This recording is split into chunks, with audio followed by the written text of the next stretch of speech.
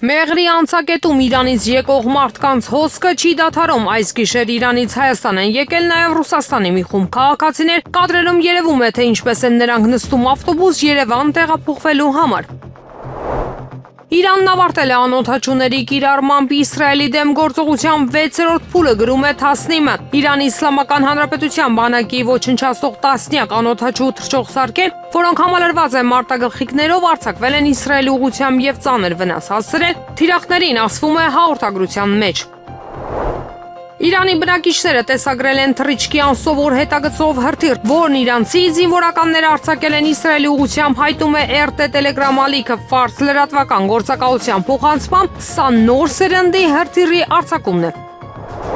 Իսրայելը կարող է հատուկ ստորաբաժանումների գործողություն իրականացնել Ֆորդոյի իրանական միջուկային օբյեկտում, եթե ԱՄՆ-ն հրաժարվի հարված հասցնել դրան, այս մասին հայտում է Axios պորտալը, վկայակոչելով իսրայելական եւ ամերիկյան ղեկավարության աղբյուրները։ Իսրայելը պնդում է, որ կարող է զգալի վնաս հասցնել օբյեկտին, նույնիսկ միայնակ տարբերակներից մեկը դիտարկվում է հատուկ ջոկատայինների արշավան, գրում է պարբերականը։ Աղբյուրների տվյալներով Թել Ավիվն ավելի վաղ հայտարարել էր ԱՄՆ վարչակազմին, որ ռմբակոծությունների այլընտրանքը կարող է լինել ցամաքային գործողությունը։ Գերմանիայի արտաքին գործերի նախարար Յոհան Վադեֆուլը բաց է անվանել Ուկրաինային հեռահար Թորոս հրթիռների մատակարարման հարցը։ Նա ընդգծել է, որ մտադիր չէ Ռուսաստանի նախագահ Վլադիմիր Պուտինին հայտնել, թե ինչ է անում Բերլինից։ Մոսկվան պետք է պատրաստ լինի, որ Գերմանիա կաջակցի Ուկրաինային, ասել է քաղաքական գործիչը։ Ուկրաինան կարող է հույսը դնել Գերմանիայի վրա։ Մենք նրան կդնենք այնպիսի դիրքում, թե ռազմական, թե տնտեսական, որպեսզի նա չպարտվի այս պատերազմում, որպեսզի կարողանա հաղթել եւ պաշտպանել իր տարածքն այնպես, որ կարողանա մտնել խելամիտ բանակցային գործընթացի մեջ, ասել է Վադեֆուլը։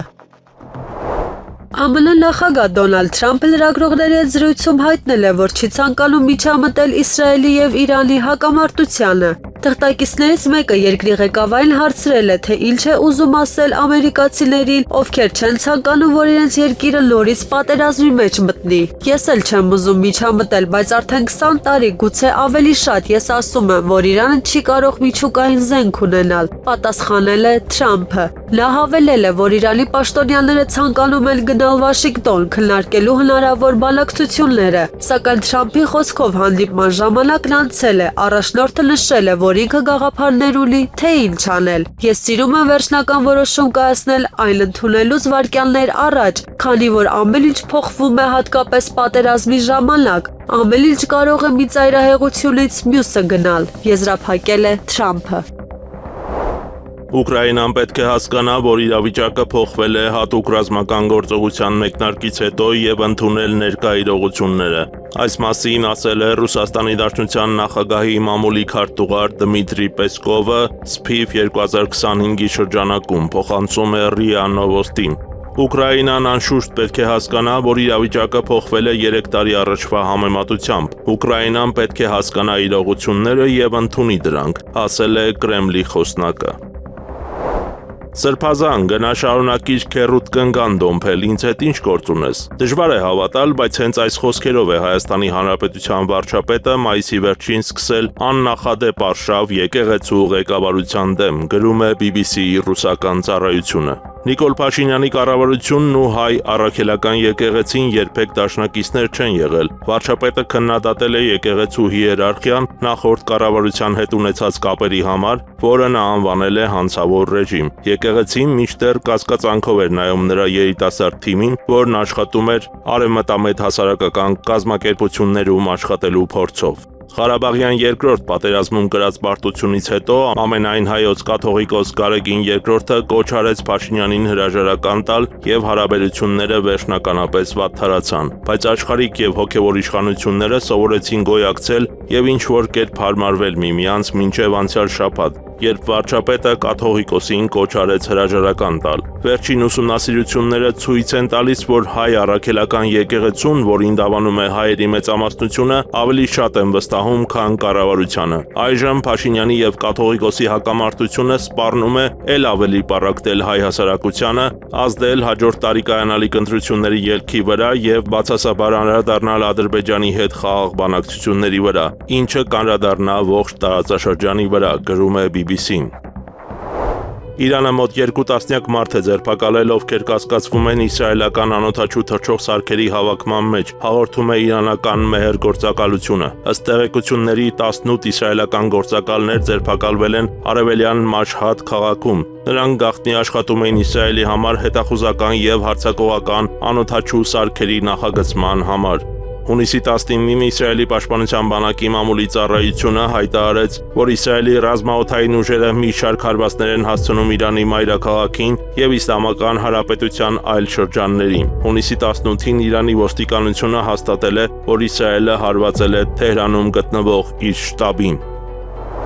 Գերմանիայի, Ֆրանսիայի եւ Մեծ Բրիտանիայի արտաքին գործերի նախարարներ Յոհան Վադեֆուլը, Ժան-Նոել Բարոն եւ Դեյվիդ Լամին միջուկային հարցերի շուրջ բանակցություններ կվարեն Իրանի արտգործ նախարար Աբբաս Արաղչիի հետ։ Հանդիպումը տեղի կունենա Ժնևում ուրբաթ օրը հունիսի 20-ին, հայտնում է Reuters-ը։ Բանակցություններին կմասնակցի Եվրամիության արտաքին գործերի նախարար Կալասը։ Բանակցությունները կսկսվեն Գերմանիայի հյուպատոսությունում եվրոպացի նախարարների հանդիպումով։ Դրան կհաջորդեն իրանական կողմի հետ համատեղ խորհրդակցությունները։ Նախարարները նախ կհանդիպեն Եվրամիության արտաքին գործերի նախարարի հետ, ապա համատեղ հանդիպում կանցկացնեն Իրանի արտաքին գործերի նախարարի հետ, հայտնում է գործակալությունը։ Իսրայելի պաշտպանության բանակի մամուլի ծառայությունը հայտնել է, որ հրեական պետության ռազմաօդային ուժերը ներկայումս մի շարք հարվածներ են հասցնում Իրանի մայրաքաղաքին եւ հանրապետության այլ շրջաններին։ Այս մասին հայտում է գերատեսչության Telegram ալիքը։ Գերատեսչության հաղորդագրության մեջ այլ մանրամասներ չեն նշվում։ Եվրամիությունը հաստատել է պաշտպանական նախագծերի ֆինանսավորման 1.5 միլիարդ եվրոյի ծրագիրը, այս մասին հայտում է Reuters գործակալությունը, հղում անելով դիվանագիտական աղբյուրների։ Աղբյուրի համաձայն բաղադրիչների առնվազն 65%-ը պետք է ձեռք բերել Եվրամիությունից կամ գործընկեր երկրներից։ Բացառություններ են նախատեսված կրիտիկական տեխնոլոգիաների համար։ Վերջնական հաստատումը սպասվում է երկուշաբթի։ Համաձայնությունը ձեռք է բերվել չնայած սահմանափակումների վերաբերյալ քննադատություններին։ Որոշ երկրներ դժգոհում են, որ եվրոպական կանոնները չափազանց խիստ են, ասվում է հայտարարության մեջ։ Հիմնադրամը լինելու է վերազինման ծրագրի առաջին փուլը, պաշտոնյաներն այդ գումարն անվանում են համեստ, սակայն չեն բացառում լրացուցիչ ֆինանսավորումը։ ԱՄՆ նախագահ Դոնալդ Թրամփը մասսավոր կերպով հաստատել է Իրանի վրա հարձակվելու ծրագրերը, գրում է The Wall Street Journal-ը։ Հրատարակության տվյալներով դա տեղի ունեցել երեքշաբթի հունիսի 17-ի երեկոյան, երբ քաղաքական գործիչը զրուցել է իր ավագ օգնականների հետ։ Պետության ղեկավարը բացատրել է, որ ինքը հետաձգում է վերջնական հրամանը տեսնելուն, թե արդյոք Իրանը կհրաժարվի իր միջուկային ծրագրից։ Հունիսի 18-ի երեկոյան լրագրողների զրույցում ամերիկացի առաջնորդն ասել է, որ չի ցանկանում միջամտել Մերձավոր Արևելքի հակամարտությանը, սակայն Իսլամական Հանրապետությունը չի կարող միջուկային զենք ունենալ։ Նրա խոսքով Իրանի պաշտոնյաները ցանկանում են գնալ Վաշինգտոն քննարկելու հնարավոր բանակցությունները, սակայն հանդիպման ժամանակն անցել է։ Միաժամանակ առաջնորդը նշել է, որ իր անելիքի մասին պատկերացումներ ունի։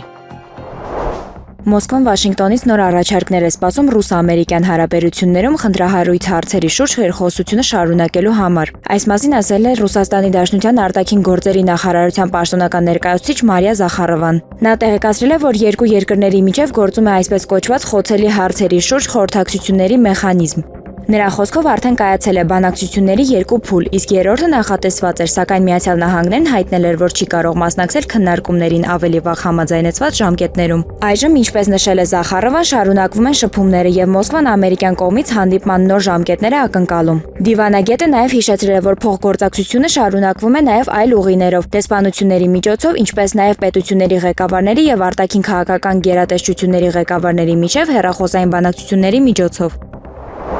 Հունիսի 20-ին Թուրքիայում Նիկոլ Փաշինյան Իլհամ Ալիև հանդիպում նախատեսված չէ։ Այս մասին լրատվամիջոցներին հայտնել է վարչապետի մամուլի խոսնակը։ Ավելի վաղ հայտնի էր դարձել, որ Նիկոլ Փաշինյանը հունիսի 20-ին Թուրքիա կմեկնի այդ երկրի նախագահի հրավերով։ Թուրքիայի նախագահի հաղորդակցության վարչության պետ Ֆահրեթին Ալթունը հայտարարել էր, որ Ռեջեփ Էրդողանը Նիկոլ Փաշինյանին կընդունի Ստամբուլում։ Էրդողանի հրավերով այսօր Ստամբուլում է գտնվում նաև Ադրբեջանի նախագահ Իլհամ Ալիևը։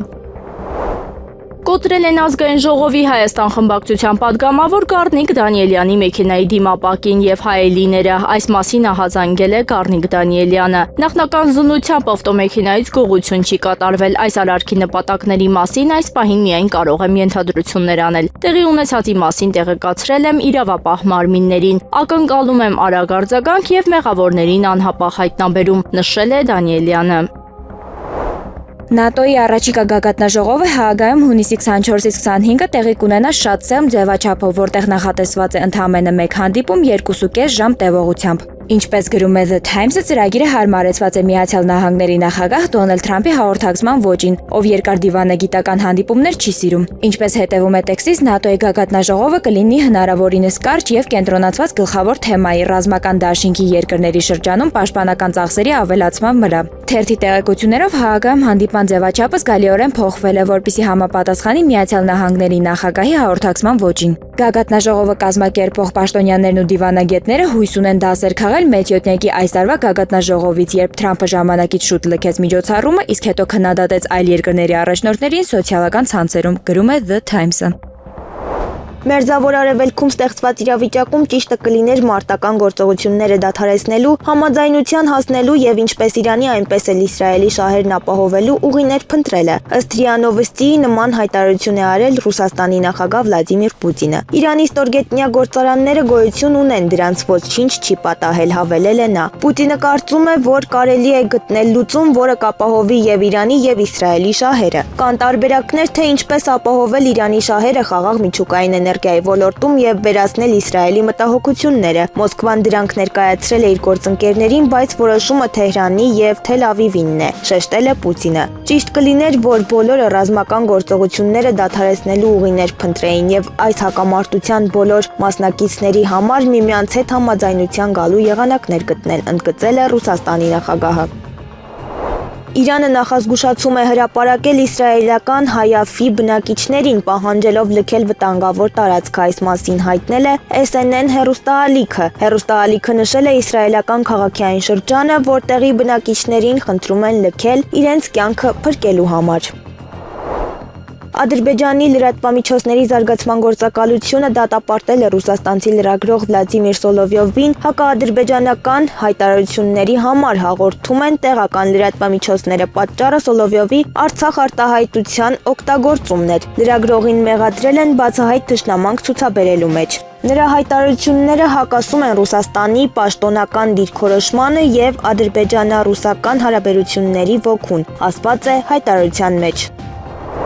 Թուրքական դիվանագիտական աղբյուրները հայտնում են, որ ամեն ինչ պատրաստ է Ռուսաստանի եւ Ուկրաինայի միջև նոր բանակցությունների փուլին եւ դրանք կարող են կայանալ մոտ օրերս։ Այս մասին փոխանցում է ՌԻԱ Նովոստին։ Թուրքիան ակնկալում է, որ շուտով հնարավոր կլինի անցկացնել հերթական փուլը տարածաշրջանային հակամարտության կարգավորման նպատակով։ Իսրայելում Ամերիկայի Միացյալ Նահանգների դեսպան Մայք Հաքաբին հայտարարել է Ամերիկայի Միացյալ Նահանգների քաղաքացիների տարհանման մասին, թեպետ նախապես դեսպանությունը հայտարարել էր նման հնարավորության բացակայության մասին։ Շտապ իրազեկում Ամերիկայի Միացյալ Նահանգների քաղաքացիներին, որոնք ցանկանում են լքել Իսրայելը։ Իսրայելում Ամերիկայի Միացյալ Նահանգների դեսպանությունն աշխատում է տարհանման չվերթների եւ սպոսանավեր ճանապարհելու ուղղությամբ։ Դրա համար անհրաժեշտ է գրանցվել Smart Travel Enrollment Program-ում։ Ձեզ համապատասխան ծանուցում կգա, X-ի իր միկրոբլոգում նշել է դեսպանը։ Անհետ կորած զինվորների հարազատները գիշերն անցկացրել են Բաղրամյան պողոտայում, այն այսօր էլ երկկողմանի փակ է։ Նրանք հանդիպում են պահանջում ազգային անվտանգության ծառայության տնօրենի ժամանակավոր պաշտոնակատար Անդրանիկ Սիմոնյանի հետ։ Նրանք պահանջում են չեղարկել ԱԱԾ տնօրեն Արմեն Աբազյանի պաշտոնից ազատելու մասին որոշումը, որին ազատել էր Նիկոլ Փաշինյանը։ Նրանք նշում են, որ իրենց հարցով գործերով հենց Արմեն Աբազյանն էր զբաղվում եւ մտավախություն ունեն, որ նրան պաշտոնից հեռացնել նշանակում է փակել անհետ կորածների գործերը։ Իրան-Իսրայել հակամարտությունը առնվազն այս պահի դրությամբ շարունակաբար թեժանում է։ Ազգային ժողովում կառավարության հարցուպատասխանի ժամանակ ասել է արտաքին գործերի նախարար Արարատ Միրզոյանը։ Նա տեղեկացրել է, որ կառավարությունն այս իրավիճակում չի կենտրոնանում միայն Իրանում գտնվող հայերի վրա, նաև պատրաստ է աջակցել այլ պետությունների քաղաքացիների տարհանման գործընթացին։ Քանի որ խոսքը հումանիտար հարցի մասին է, մենք մասնակցում ենք նաև այլ երկրների քաղաքացիների տարհանման կամ ապաստան տալու գործընթացին։ Օրինակ օգնել ենք Հնդկաստանի ուսանողների խմբին անցնել Հայաստանի Հանրապետության սահմանը եւ վերադառնալ իրենց հայրենիք։ Նման աջակցություն ստացել են նաեւ Զիմբաբվեի, Չինաստանի, Ֆրանսիայի եւ Միացյալ Նահանգի քաղաքացիները։ Այս գործընթացը շարունակական է եւ ինչպես կարող են գնահատել առաջիկա օրերին, միայն ծավալները կավելանան, ասել է Միրզոյանը։ SpaceX Starship հրթիռը պայթել է փորձական թռիչքի ժամանակ, CNBC տվյալներով հրթիռի առաջին աստիճանի պայթյունից հետո երկրորդ աստիճանից վառելիքի արտահոսք է սկսվել։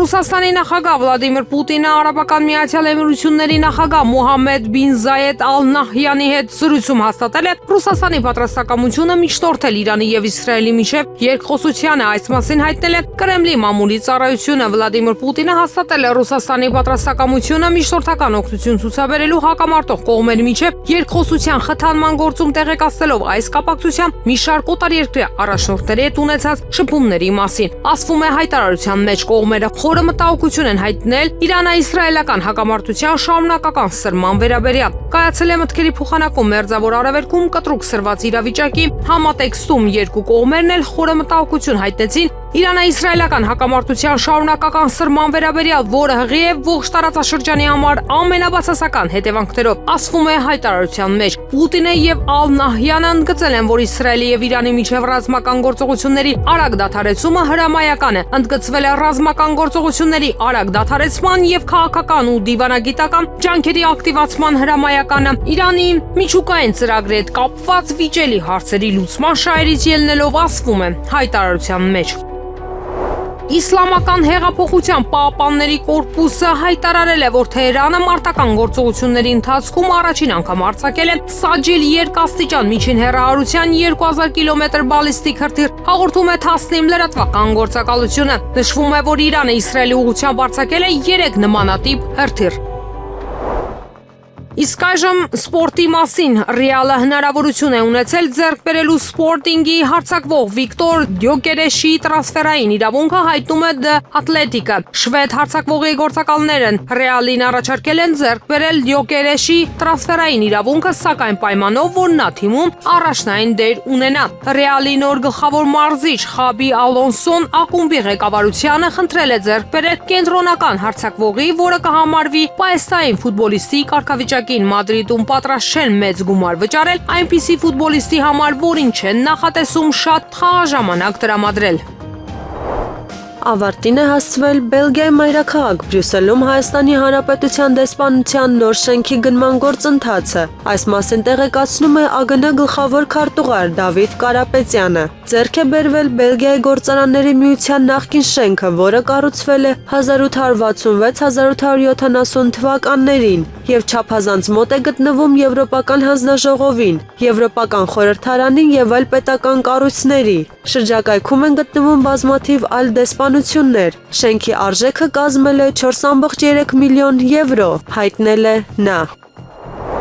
Ռուսաստանի Դաշնության արտաքին գործերի նախարարության պաշտոնական ներկայացուցիչ Մարիա Զախարովան անդրադարձել է Հայաստանի իշխանությունների կողմից գործարար Սամվել Կարապետյանի հետապնդումներին, հիշեցնելով վարչապետ Նիկոլ Փաշինյանի 2018 թվականի կոչերը։ Այս մասին հայտնել է NTV-ն։ Զախարովայի խոսքով 7 տարի առաջ բողոքի ցույցերի ժամանակ Փաշինյանը երկրի իշխանություններին կոչ էր արել հանձնվել ցուցարարներին։ Կցանկանայի մեջբերել Նիկոլ Փաշինյանի 2018 թվականին Երևանում կայացած հանրահավաքի ժամանակ ասված խոսքերը. «Իշխանությունները պետք է անվերապահորեն եւ առանց պայմանների ճանաչեն մեր հեղափոխության հաղթանակը եւ չցուցաբերեն իշխանության ղեկին մնալու որևէ ցանկություն», ասել է Զախարովան։ Դիվանագետը նշել է նաեւ, որ չորեքշաբթի Հայաստանի Հանրապետության իրավապահ մարմինների աշխատակիցները մեղադրանք են առաջադրել Սամվել Կարապետյանին իշխանությունը զավթելու կոչերի համար։ Հիմա մենք լսում ենք, թե ինչպես են Երևանում ըստ Կարապետյանի փաստաբանի սկսել մեղադրել ռուսաստանցի գործարարին իշխանապողության ինչ-որ կոչերի համար։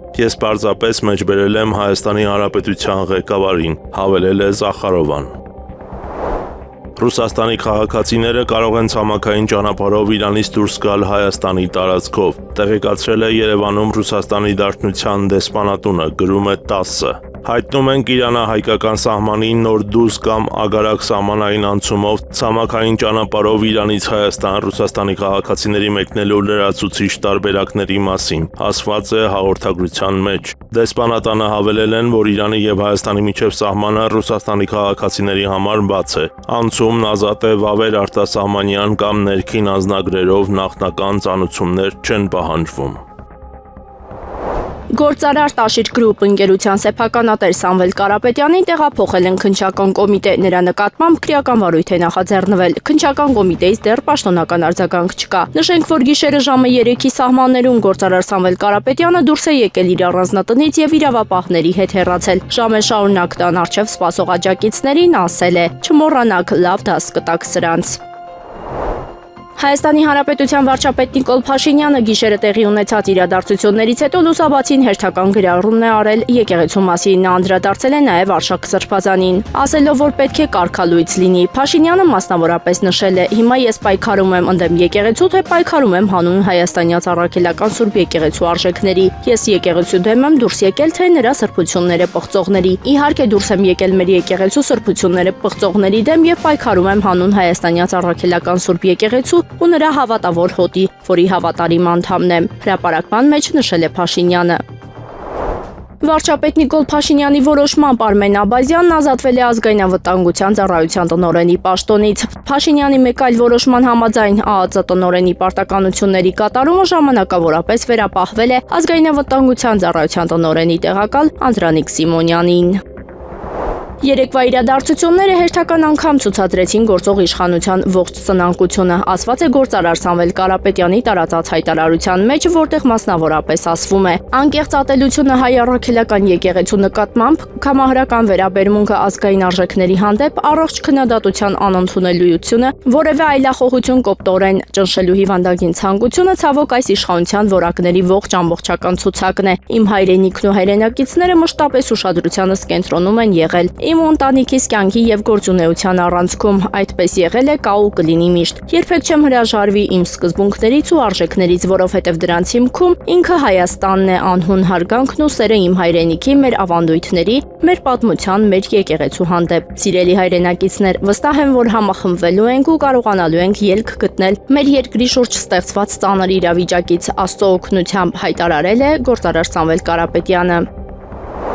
Ռուսաստանում ուշադրությամբ հետևում են Սամվել Կարապետյանի շուրջ ստեղծված իրավիճակին, ում Երևանում սպառնում են գրեթե ձերբակալել տարօրինակ պատրվակներով։ ՌԻԱ Նովոստիին հայտնել է Ռուսաստանի Դաշնության արտաքին գործերի նախարարության պաշտոնական ներկայացուցիչ Մարիա Զախարովան։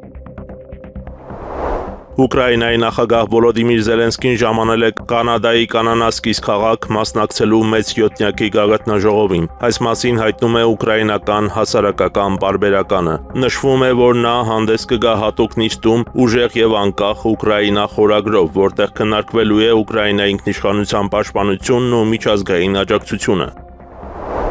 Իրանի զինված ուժերի գլխավոր շտաբի պետ Աբդուր Ռահման Մուսավին իրանական պետական հեռուստաընկերության ուղիղ եթերում դիմել է Թել Ավիվի ու Հայֆայի բնակիչներին, կոչ անելով լքել քաղաքները։ Օկուպացված տարածքների, մասնավորապես Թել Ավիվի ու Հայֆայի բնակիչներին նախազգուշացնում ենք, որ լքեն տարածքները իրենց կյանքերը փրկելու համար, ասել է նա։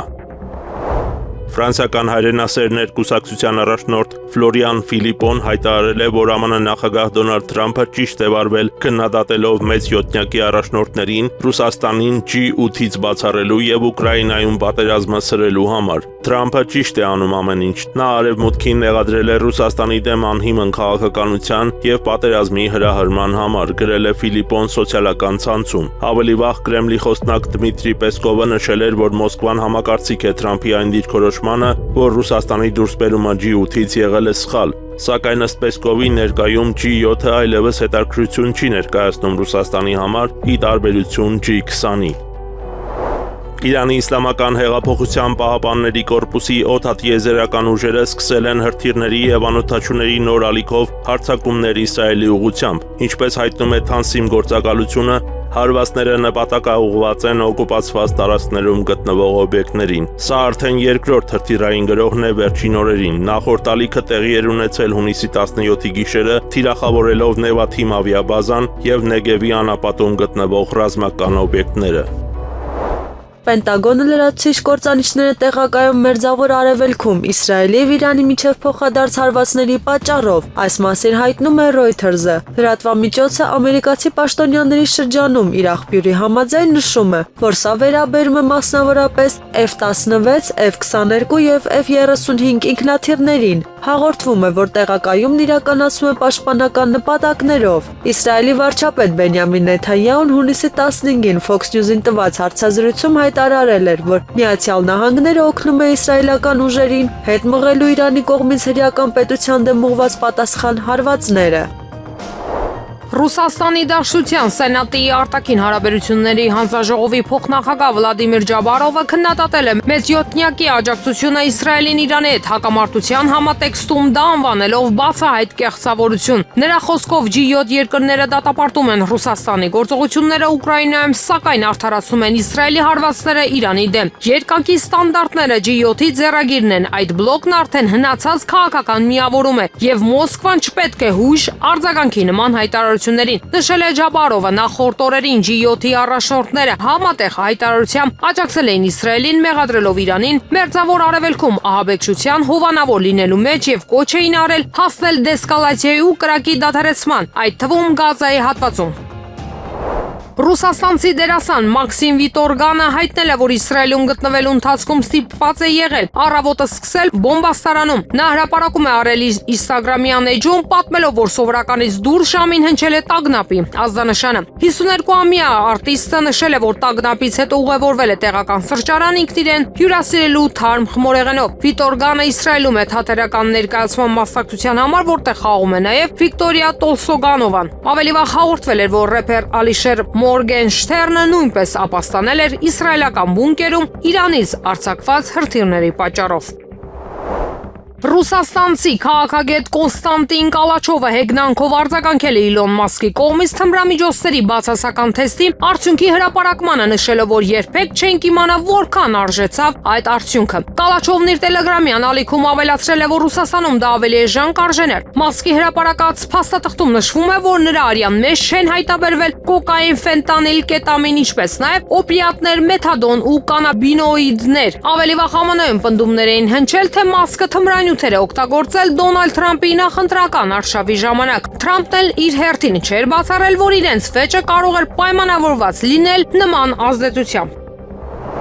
Ուկրաինայի զինված ուժերն առավոտյան հարվածել են Դոնեցկի այն շրջանին, որտեղ գտնվում են միայն քաղաքացիական օբյեկտներ եւ խաղաղ բնակիչներ։ Դոնեցկի ժողովրդավարական հանրապետության ղեկավար Դենիս Պուշիլինիի խոսքով վիրավորվել է 14 մարդ։ Նա մանրամասնել է, որ հարվածը հասցվել է ամերիկյան HIMARS հեռահար հրթիռներով։ Կերչի բնակիչ է ձերբակալվել Կիևին Ռուսաստանի Դաշնության զուի օբյեկտների տվյալները փոխանցելու համար։ Դոնեցկի քաղաքապետ Ալեքսեյ Կուլեմզինիի խոսքով կան նախնական տեղեկություններ զոհվածների մասին, նրանց թիվը ճշտվում է։